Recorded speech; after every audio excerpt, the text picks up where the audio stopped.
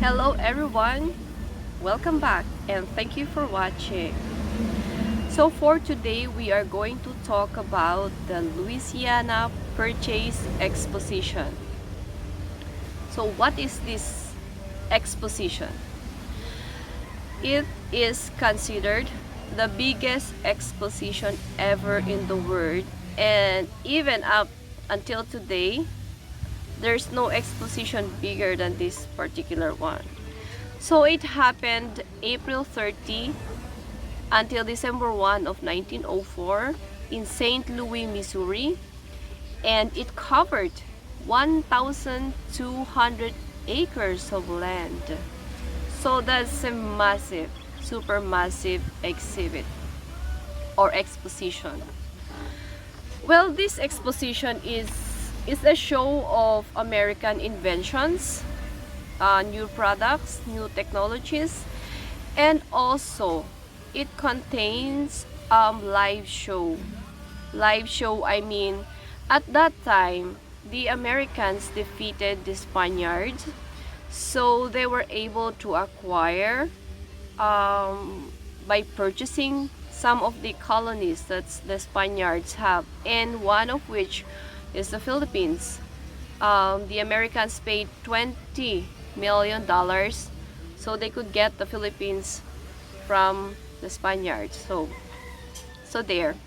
So at that time, 1,102 Filipinos were shipped from the Philippines to the Americas for live exhibit.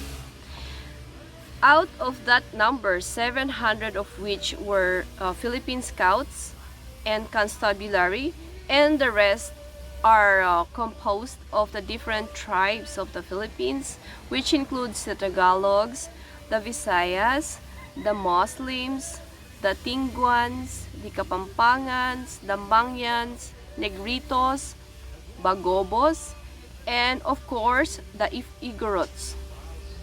Okay, so they brought all of these people to America through the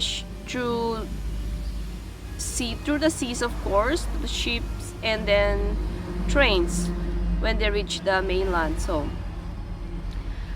what they did was that they built a simulated environment for these different tribes.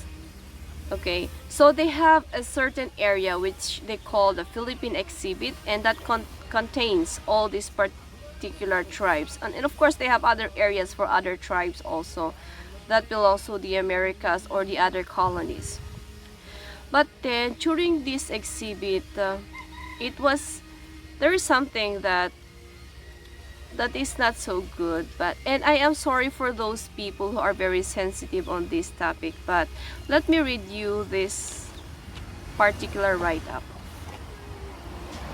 The head-hunting, dog-eating Igorots were the greatest attraction at the Philippine Exhibit, not only because of their novelty, the scanty dressing of the males, and their daily dancing to the tom-tom beats or the beating of the gongs, but also because of their appetite for dog, which is a normal part of their diet. Yeah, it's very sad, but it's an exposition, it's an exhibit, and the Igorots were made to eat, to do live what they are doing in that particular exhibit. So the people are seeing, and that exposition attracted 20 million people. So 20 million people, imagine that. And they have that impression that the Igorots are mainly dressed like that and eating, like that. So it's really a bad thing. Actually, the upper class or the rich and educated Filipinos were against these ones, and there's a lot of complaints for this one too, because it placed the Philippines in a bad light as a whole or as a country, because this area, the Igorot area, is a main attraction, so many people are visiting that area. So it stood out, but it's in a way that it is really not so, in an image that is really not so good, because, well, dog eating is not, it's not being done every day. Even before you know, those the olden times, it's not being done every day. No.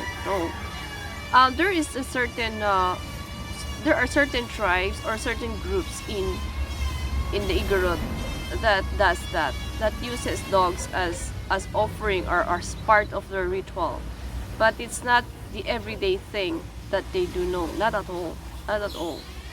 But anyway, that's what happened. So it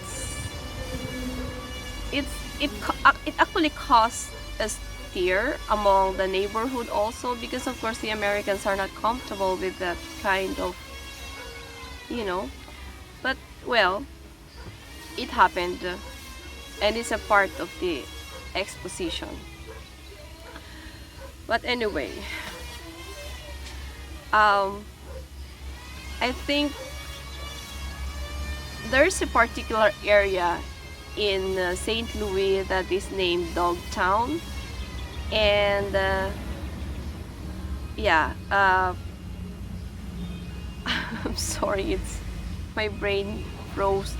But yeah, and also when after the exhibit, of course, everything was destroyed, and no, and then there's a school that was built on that area where the Igorots were, and they actually named a football team Igorot football team, so in honor of the Igorots who were, you know, who have been there. And then the word hot dog. So have you ever wondered the word hot dog?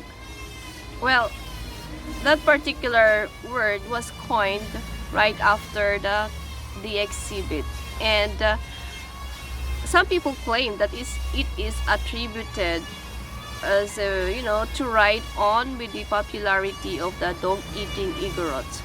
It's not really a good thing to be that the Philippines was known, or the Igorots was known for being dog-eating people, because not all of us does that, of course. No, not all.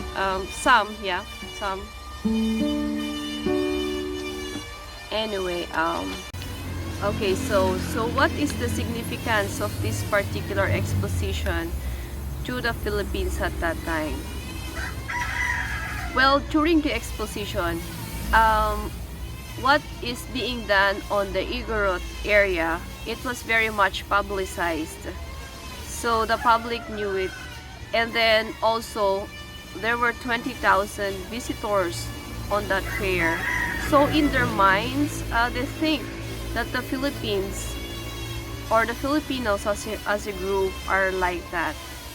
That's what they think, which is very unfair to the other tribes or to the other Filipinos, because the Igorots is but a little portion of the population of the Philippines. But anyway, also, if you're going to think about it in history, the Americans colonizing the Philippines was not justified. Okay, because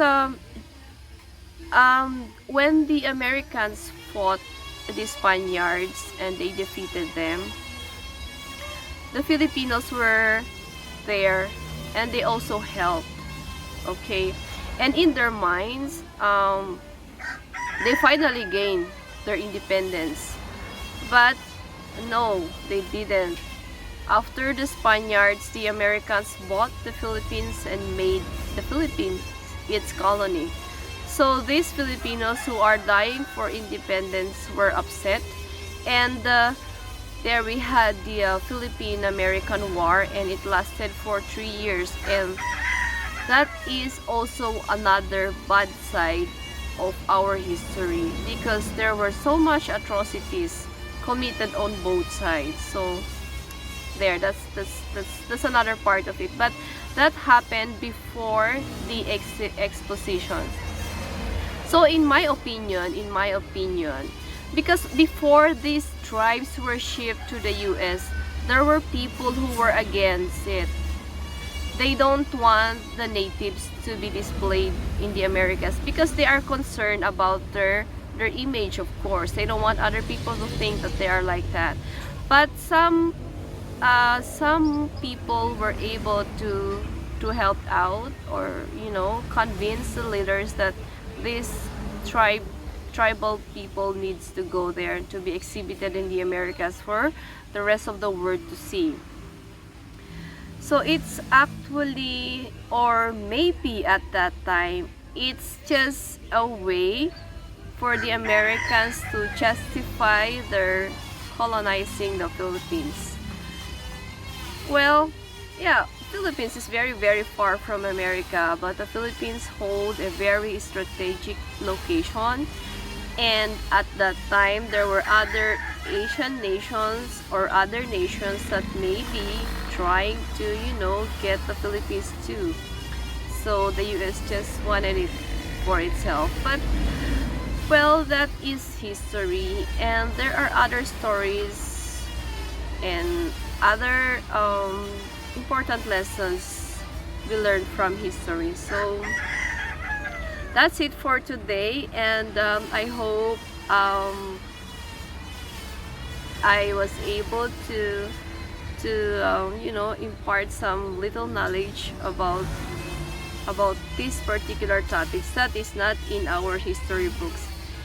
And I hope that if you have other suggestions for any other topics, please let me know. Or if there's any comment or violent reaction, please let me know also, so I can make any changes or whatever. So again, thank you so much for watching, and see you again.